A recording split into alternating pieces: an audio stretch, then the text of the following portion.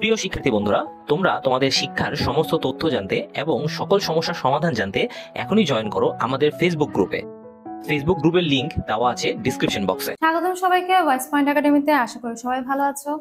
আমরা কথা বলছিলাম নবম শ্রেণীর বাংলার তৃতীয় অধ্যায়ের পঞ্চম পরিচ্ছেদ নিয়ে। বিগত ক্লাসে কিশোরলয় জন্ম মৃত্যু রচনাটি বিস্তারিত ব্যাখ্যা সহ এর শখের সমাধান এবং প্রশ্ন উত্তরের সমাধান নিয়ে আলোচনা হয়েছে।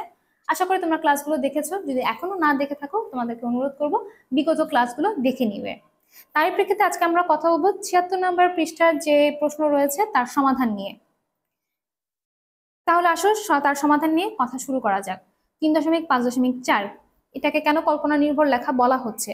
এখানে জানতে চেয়েছে কিশোরলয়ের জন্ম মৃত্যু শিরোনামের রচনাটি কেন কল্পনা নির্ভর লেখা বলা যায় তা উদাহরণ সহ যেন ব্যাখ্যা করা হয়। এই রচনাটি কেন কল্পনা নির্ভর লেখা তা ব্যাখ্যা করার আগে আমাদেরকে জানতে হবে আসলে কল্পনা নির্ভর লেখা কি।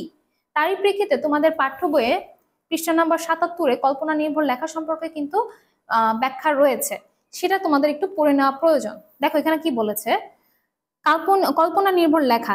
চারপাশে যে জগৎ আমরা দেখতে পাই তা হলো বাস্তব জগৎ। কল্পনা নির্ভর রচনায় থাকে কাল্পনিক ও অবাস্তব ঘটনা কিংবা চরিত্র। বিভিন্ন ধরনের কল্পনা নির্ভর রচনা রয়েছে, সেটা কিন্তু আমরা প্রথম দিকে পড়েছি। এখানে ৩ ধরনের কল্পনা নির্ভর রচনার কথা বলেছে। আমরা যদি একটু দেখে নিই, রূপকথা। এই ধরনের রচনার রাজা রানী দৈত্য দানব ইত্যাদি থাকে। এসব গল্প সাধারণত মানুষের মুখে মুখে চলতে থাকে এবং একটি গল্পের কাঠামো পায়। এবং পরবর্তীতে বৈজ্ঞানিক কল্পকাহিনী এ ধরনের রচনায় ভবিষ্যতের জগৎ, বিজ্ঞানের অনাবিষ্কৃত এলাকা, গ্রহান্তরের কাল্পনিক ধারণা ইত্যাদি যুক্ত থাকে।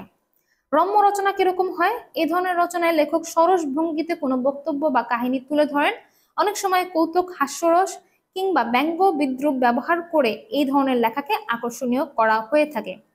এছাড়া অতি কল্পনা রয়েছে, এমন গল্প উপন্যাসকেও কল্পনা নির্ভর রচনা হিসেবে গ্রহণ করা হয়। কিশোরলয়ের জন্ম মৃত্যু এই ধরনের একটি কল্পনা নির্ভর রচনা। তাহলে কল্পনা নির্ভর রচনা কি সেটা তো আশা করি তোমরা বুঝতে পেরেছো। তাহলে কিশোরলয়ের জন্ম মৃত্যুকে কেন কল্পনা নির্ভর লেখা বলা যায় সেটা নিয়ে আসলে কিভাবে আমরা প্রশ্নের সমাধানটা লিখতে পারি আসো দেখে নাও। এমন কিছু গল্প আছে যেগুলোর মধ্যে অনেক ঘটনা বাস্তবের সাথে মিলে না, সেগুলো কল্পনা নির্ভর লেখা বলে। যেমন রূপকথার রাজা রানী, দৈত্য দানব, উপকথা, বৈজ্ঞানিক কল্পকাহিনী ইত্যাদি কল্পনা নির্ভর লেখা। এই লেখা থাকে কাল্পনিক ও অবাস্তব ঘটনা বা চরিত্র। কিশোরলয়ের জন্ম মৃত্যু এ ধরনের একটি কল্পনা নির্ভর রচনা। এই গল্পে কিশোরলয় বা গাছের নতুন পাতাকে মানুষের মতো চরিত্র হিসেবে তুলে ধরা হয়েছে। এদের নাম রাখা হয়েছে, যেমন কিশোরলয়, আলো, বেনু, পর্ণা, ঋষি ইত্যাদি। এরা মানুষের মতো নিজেদের মধ্যে তাদের জীবনের কথা বলে। এগুলো সবই কল্পনা, বাস্তবে এর প্রমাণ পাওয়া যায় না। তাই কিশোরলয়ের জন্ম মৃত্যু রচনাটিকে কল্পনা নির্ভর লেখা বলা যায়। তাহলে কেন এটি কল্পনা নির্ভর লেখা আশা করি তোমরা বুঝতে পেরেছো। তোমরা চাইলে তোমাদের মতো করে তোমাদের নিজেদের ভাষায় এটা লিখতে পারো, অথবা এটাকে অনুসরণ করতে পারো। তোমরা তোমাদেরকে বিষয়টা বোঝাবার জন্যই আসলে আজকের এই ক্লাসটি করা।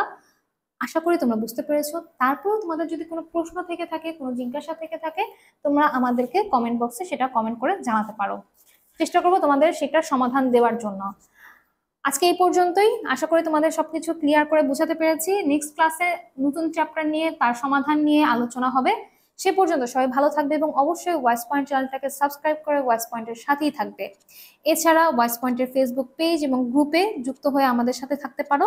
তোমাদের সুবিধার জন্য ডেসক্রিপশন বক্সে লিংক দেওয়া থাকবে। ধন্যবাদ সবাইকে, ভালো থাকবে।